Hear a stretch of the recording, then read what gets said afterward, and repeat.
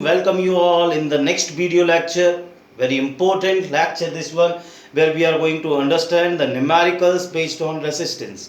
कल के लेक्चर में हमने बात की थी रेजिस्टेंस क्या होता है और रेजिस्टेंस का फॉर्मूला क्या होता है, किन फैक्टर्स पे रेजिस्टेंस बनता है. I hope you all know that resistance क्या सीखा था कल हमने. R इज इक्वल्स टू जो होता है वो रो L अपॉन A होता है. अब इस पे हम टाइप 1 न्यूमेरिकल्स आज डिस्कस करने वाले हैं. ये न्यूमेरिकल्स का मैं आपको खास बात बता दूं, 3 नंबर में ये क्वेश्चन आएगा और ये न्यूमेरिकल्स केवल ये चेक करने के लिए आते हैं कि आपका कैलकुलेशन कैसा है. It is just to check your calculation. So just look at the numericals. Calculate the resistance of wire of length 100 cm and radius 0.5 mm having resistivity of 0.65 into 10 to the power minus 8 ohm meter. तो हमने क्या सीखा है, पहले numericals करने के लिए हमने क्या लिखना जरूरी है, गिवन.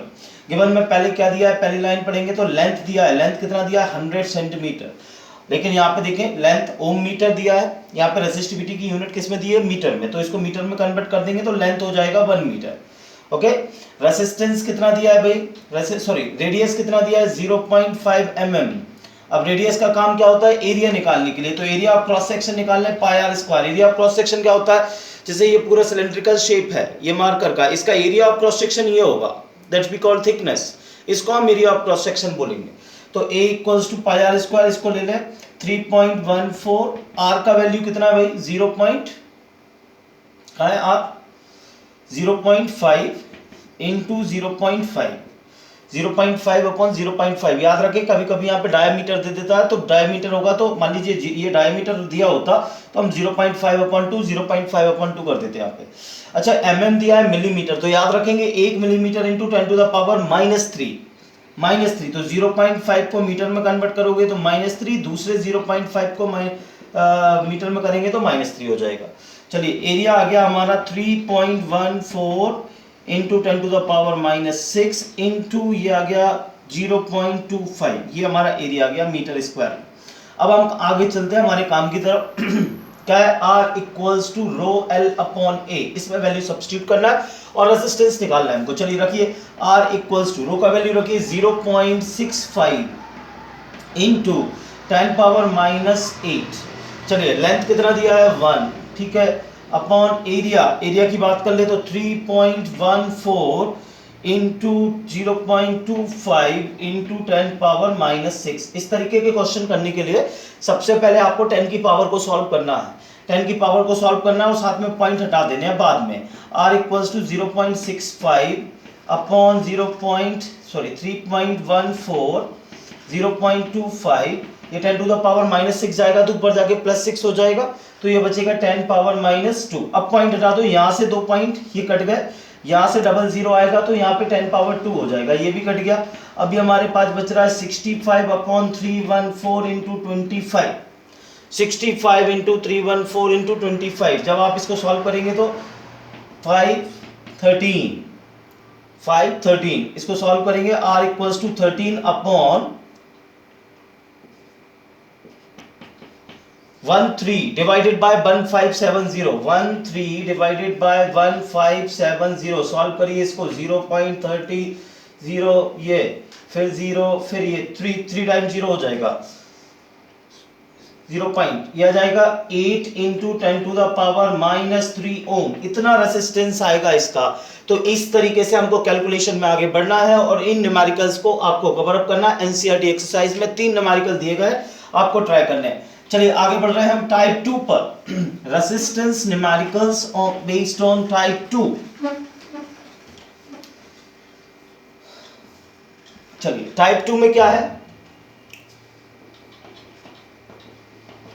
टाइप 2 में बेसिक कंसेप्चुअल क्वेश्चन पूछे जाएंगे. क्वेश्चन पूछा जाएगा कि मान लीजिए किसी वायर को खींच के डबल कर दिया तो उसके रेसिस्टेंस में क्या चेंज होगा. चलिए करते हैं. What is the resistance of the wire if it is stretch to double of its length. हमने मान लिया पहले रेसिस्टेंस R था, लेंथ L थी और एरिया A था. तो इस केस में रेसिस्टेंस का formula R equals to rho L upon A. सब जानते हैं L लेंथ है, A एरिया है, रो रेसिस्टिविटी है, R क्या है, रेसिस्टेंस. अब क्या हो रहा है, लेंथ को खींच के डबल कर रहे हैं तो लेंथ में चेंज हो रहा है और एरिया में भी चेंज हो रहा है. तो लेंथ में अगर चेंज हो रहा है मतलब रेसिस्टेंस भी क्या हो जाएगा, चेंज. तो हमने बोल दिया लेंथ चेंज करने के बाद, स्ट्रेच करने के बाद नया रेसिस्टेंस R' हो गया.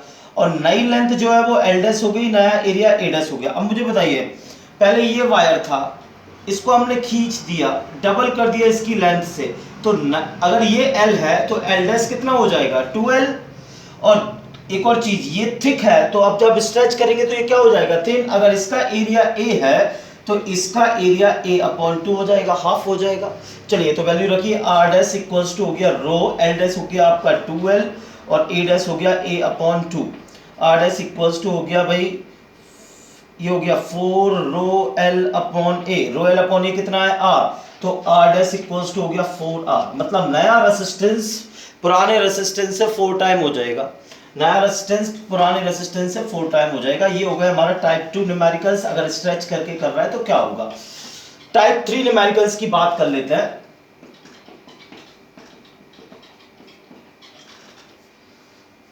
टाइप 3 न्यूमेरिकल्स की बात कर लेते हैं। इसमें आएंगे हमारे सर्किट सॉल्विंग।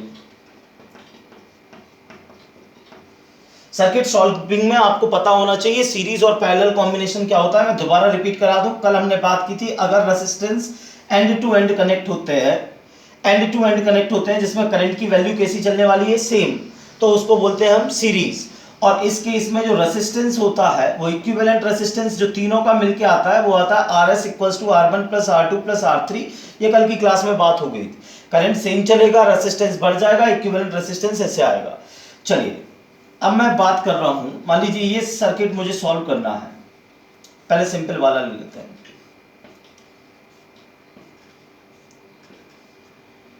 ए बी 2 ओम 6 ओम 8 ओम और 8 ओम। चलिए यहां से देख लेते हैं, ये दोनों रेजिस्टेंस किस में दिख रहे हैं आपको, सीरीज में। तो इन दोनों को इक्विवेलेंट, इनका हमको ए से लेके बी के बीच में इक्विवेलेंट रेजिस्टेंस निकालना है। यहां से यहां तक का इक्विवेलेंट कितना होगा, तो यहां से शुरू करिए 2 प्लस, ये किस में दिख रहा है सीरीज में, तो R1 प्लस R2 जो है वो कितना हो जाएगा 2 प्लस 6 कितना हो गया 8 ओम। ठीक है 8 ओम हो गया। ये दोनों किस में दिख रहे हैं पैरेलल। पैरेलल में क्यों दिख रहे हैं, क्योंकि दोनों रेजिस्टेंस एक ही टर्मिनल पे कनेक्टेड है। इसमें वोल्टेज कैसा रहेगा सेम। तो इनके अक्रॉस इक्विवेलेंट रेजिस्टेंस आप कैसे निकाल देते हैं, 1 upon R1 plus 1 upon R2। 1 upon RP equals to कितना आएगा 1 अपॉन 8 प्लस 1 अपॉन 8। एलसीएम लोगे सॉल्व करोगे तो यह जाएगा 4 ओम। कितना हो जाएगा 4। तो यहां से लेके यहां तक का 4 है, यहां से लेके यहां तक का कितना 8 है। तो टोटल जो रेजिस्टेंस होगा वो हो जाएगा 8 प्लस 4, नेट रेजिस्टेंस आएगा 12 ओम। मतलब इस सर्किट का रेजिस्टेंस कितना हो गया 12 ओम। ये सिंपल सर्किट है जिसको हमने सॉल्व किया है। कौन से सर्किट बेसिकली हमको सॉल्व करने वो हम देख लेते हैं। ये देखिए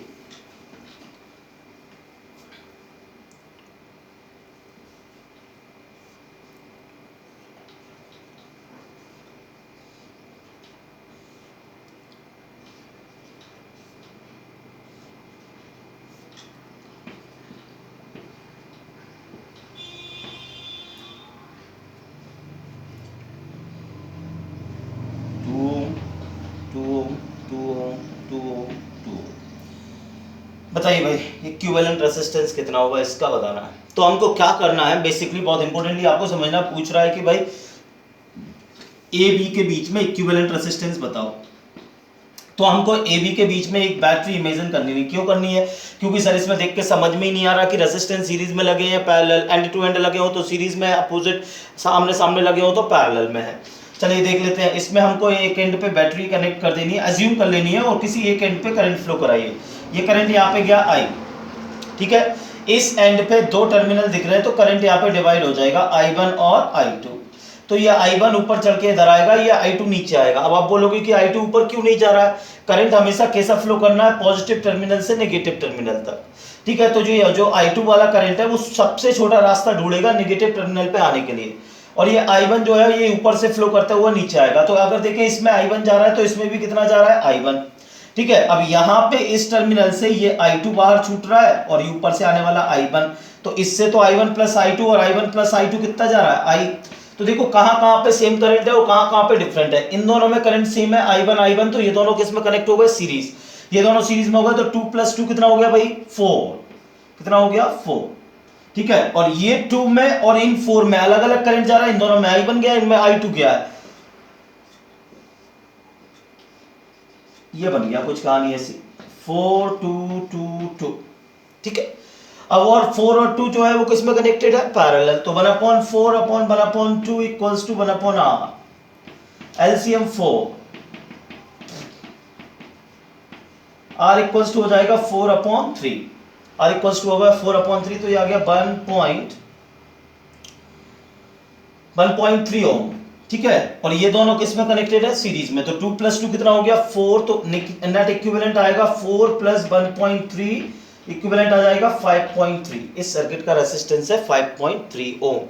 तो ये थे हमारे 3 तरीके के numerical circuit solving based on the resistance, जो कि आपको इंपोर्टेंटली डिस्कस करने हैं। चलिए अब हम आगे बढ़ते हैं अगले टॉपिक पे, जिसका नाम है joules law of heating. Joules law of heating,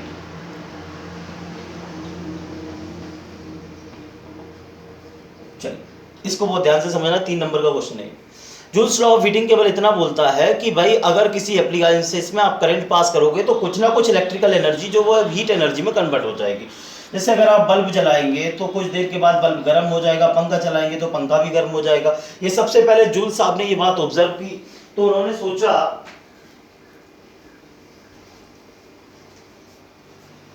उन्होंने सोचा कि यार अगर करंट से ऑलरेडी हीट प्रोड्यूस हो रही है तो ऐसा क्यों नहीं हो सकता कि सारी इलेक्ट्रिकल एनर्जी को हम हीटिंग एनर्जी में कन्वर्ट कर पाए।